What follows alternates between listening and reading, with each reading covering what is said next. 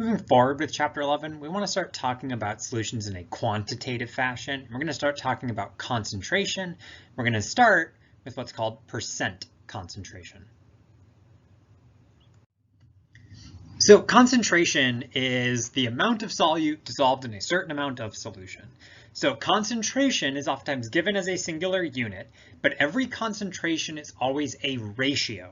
It is the amount of solute per amount of solution, right? So it's always a fraction, and we have those two, and it's always usually almost always solute per solution. There are going to be a lot of flavors and varieties that we're going to see for our different types of concentration units. But concentration is really important because when we talk about mixtures being useful, the whole point of the utility of mixtures is you can make them in different versions. Right, so you can have very salty water or not very salty water. In this example, these photos, you can put a little bit of red food coloring into water, or you can put way too much red food coloring into water, but you have that flexibility. And what you are changing is the relative ratio of how much solute is in a certain amount of solution. And so one of the reasons why we make it a ratio is, yes, there is a lot of food coloring in this final cup over here, but if you put that same amount of food coloring in a much larger volume of water, it wouldn't turn as red. So by treating it as a ratio of amount of solute to amount of solution, we can normalize it. And then that number, that concentration, corresponds to properties like the colors. So every single same concentration of food coloring in water has the same color. And so that's why we use this. And this is, you can control the properties of a solution by controlling its concentration, right? If you put more salt, the water tastes salty. If you put more food coloring, you can make a more red water. So the most common type of concentration unit, especially outside the world of chemistry, is percent concentration. So a lot of times if you buy product, so there's some isopropyl alcohols here. So, 70% isopropyl versus 91% isopropyl. We know that those percentages correspond to some idea of concentration, right? 70% there is less isopropyl alcohol in there than 91%, which is more. The rest of the percentages are water. And so there's something of that in there. If we're describing salt in water, we also use a percentage. So for example, fresh water is less than say 0.05. Brackish water, so like estuaries up to 3, and then say salt water like in the ocean would be closer to 5%. It's also really important to know if you inject say saline into a human, 0.9% is the correct concentration. So your blood has some salt in it, so that's why you don't put pure water into a human. So if you ever gotten hydrated at like a doctor, you got an IV of water, there's always water and, importantly, a little bit of salt in there. And 0.9% sodium chloride matches what's inside of you, so that way they're not putting pure water to dilute your blood, which is not good. So you'll see a lot of concentrations reported as percents, but there's a couple different things that can mean. There's mass percentage, volume percentage, and mass volume percentage. And a lot of it is based around kind of context. Mass, whenever you see mass, that means you're dealing with solids. Volume means you're dealing with liquids. So basically, are you mixing a mass into mass? How are you kind of dealing with it? This mass percentage is still a really common way overall, even though it's mass of solutions, which are usually liquids, but you do kind of just, depending on the context, kind of figure out what's going on. If you're dealing with mass percentage, the units both have to be mass of solute, mass of solution. They need to both be the same unit. Usually it's grams. And again, it's mass of solute in mass of the whole solution. So basically that percent really is clean. If you're dealing with volume percentage, again, needs to be the same volume units. Milliliters is really common when you're dealing with solutions, but it can be anything. But that's pretty common. Mass volume percentage, this does need to be grams in milliliters or kilograms in liters. The reason why, so those don't cancel, right? Those are just different types of units, but we just kind of have this convention of making them grams per milliliter because it's kind of common and it'll get you something close to a percent. Grams, if you had pure water, right, it'd be 1 gram per milliliter. So that'd be like kind of 100%. Yeah, so that's the idea. It's grams per milliliter. And again, We're going to be dealing mostly, when we're going to be talking about these, we're going to deal a lot with mass percentage, since that is really common in the chemistry setting, but you will see other kind of things. And we'll note these W's mean weight, which is mass, and the V's mean volume, which is volume.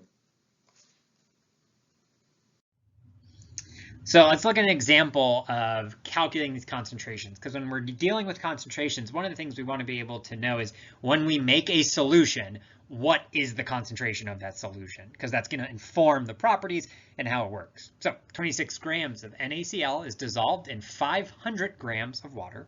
What is the percent concentration? All right, so what we want is the percent concentration. And so in this case, the name tells us right away it's a concentration, but one of the things we want to be mindful of what the concentration units are, especially their names, because every single concentration unit has an associated equation. The percent of the concentration is equal to the mass of solute divided by mass of solution times 100. And that's it.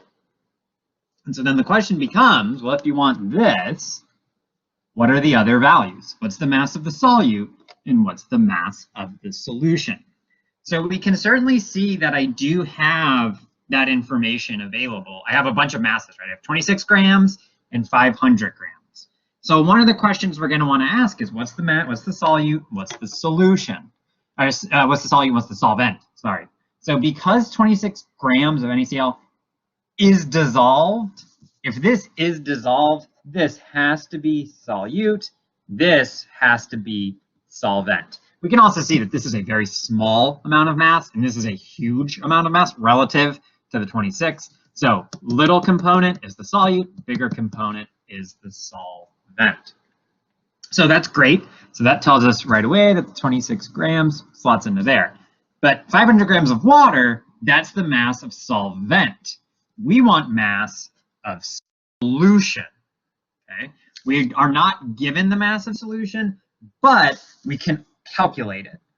The mass of solution is always equal to mass of solute plus mass of solvent. We say that mass is additive. If you'd have two samples of matter and you put them together, the mass of the resulting matter will be just the addition of the two components. So a solution is made of solute and solvent. So if we add those two masses together, we will get the total mass. So we can put those two together. The mass of solute is our 26 grams plus 500 grams for the solvent. So that tells us that the mass of solution is equal to 526 grams.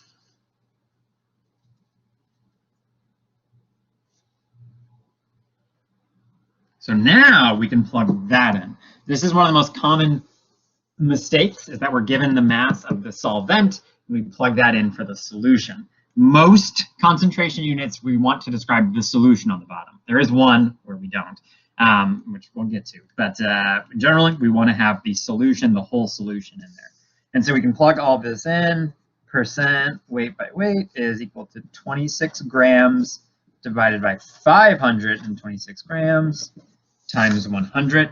Those mass units, you can see, as we would hope, the grams and grams cancel out. And when we multiply by 100, we end up getting that the percent is equal to 4.9.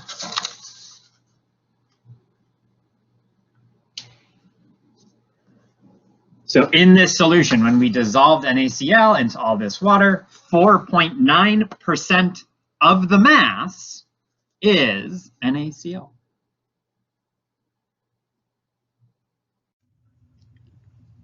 So when we're dealing with concentrations, not only do we want to be able to calculate or determine a concentration given the solution that we made, we also want to be able to use a concentration to describe how to make that solution or what is inside of a solution. So for example, what mass of water is contained in 750 milligrams of a 40% ethanol in water solution?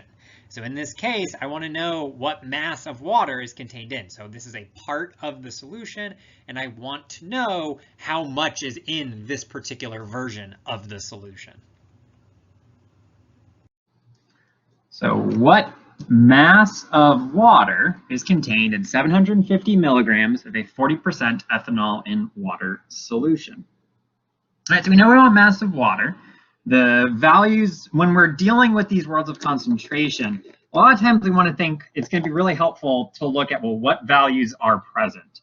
And when we see this 40%, that is a concentration unit. And so that tells us right away that we can use our equation, that we know we can have our percent is going to be the mass of solute divided by mass of solution. Okay. And so we're dealing with this 40% has a bunch of mass units in it. So hopefully that will help us get to mass of water. Oh, whoopsies, we're definitely on the right track. Don't want to forget that there's a 100 on back in there. And so that's great. So one of the things we see again, it's mass of water, is that the solute or the solvent? So because we have this description that it is ethanol in water solution, the ethanol is in the water. So the solute is going to be ethanol and the solvent is going to be water.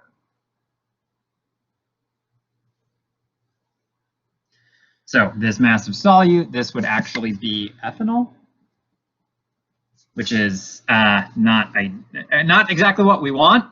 And water is not the solution, but I think if we work through, water is a part of this, so we'll see if we can figure some stuff out. So we are given some things. The 40%, whoopsies, goes in right there. 750 milligrams goes in right there. So let's go ahead and plug everything in. 40% is equal to mass of ethanol. And I can specify, once I know what the solute is, I don't need to keep calling it solute. I can call it ethanol. I know what it is. The mass of solution is 750 milligrams. And then the 100 is still just 100. So I want to isolate mass of ethanol. I'm going to solve for that. So divide out the 100. That would cancel out that. The percent sign. 40 divided by 100 times 750 milligrams is going to be equal to 300 milligrams of ethanol.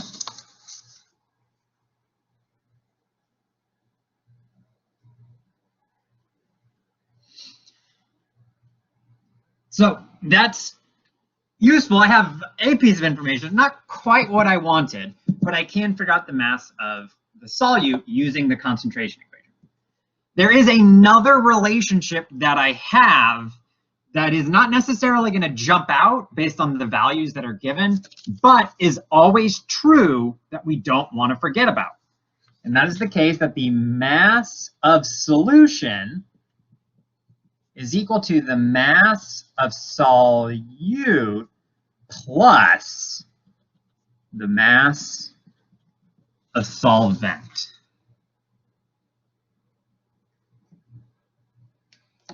And so mass of solvent, that's my water. So this is the actual value that we want. This is the mass of this solvent. So if I can figure out this mass of water, I'd be good to go. So I can write this more specifically.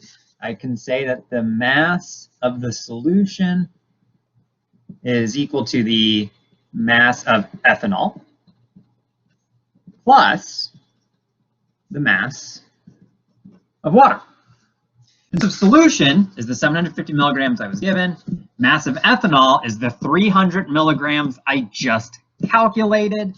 So that was why I needed that. I needed to figure that one out. So I can plug those values in. 750 milligrams of solution is equal to 300 milligrams of ethanol plus the mass of water. I can subtract out the 300. Mass of water is going to be 750 milligrams minus 300 milligrams. So that is equal to 450 milligrams.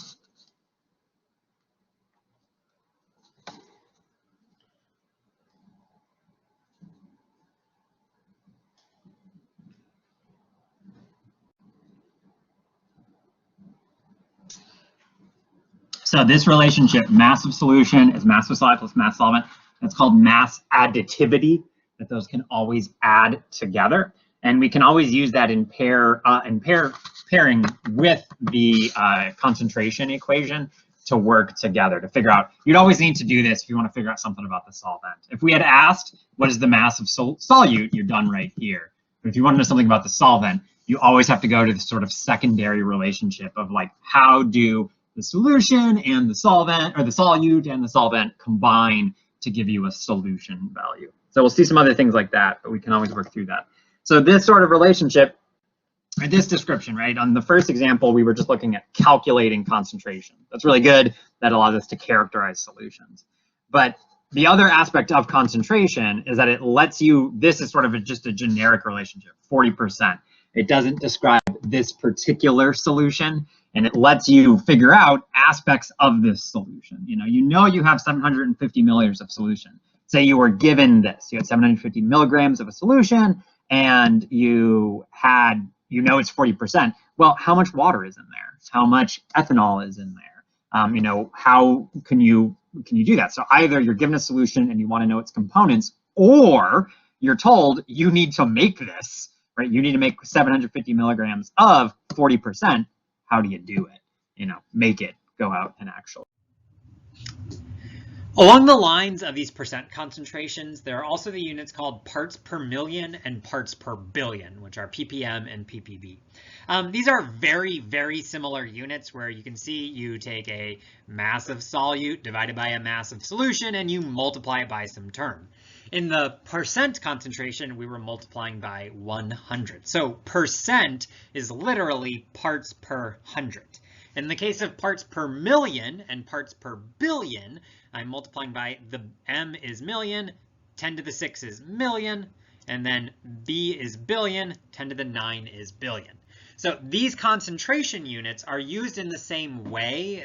Working with the equation is the exact same as the percentage units, but you use it in situations where you're dealing with very dilute solutions, where multiplying by a million leads to a reasonable example. So in our examples, we saw percentages of like 5 or 40%.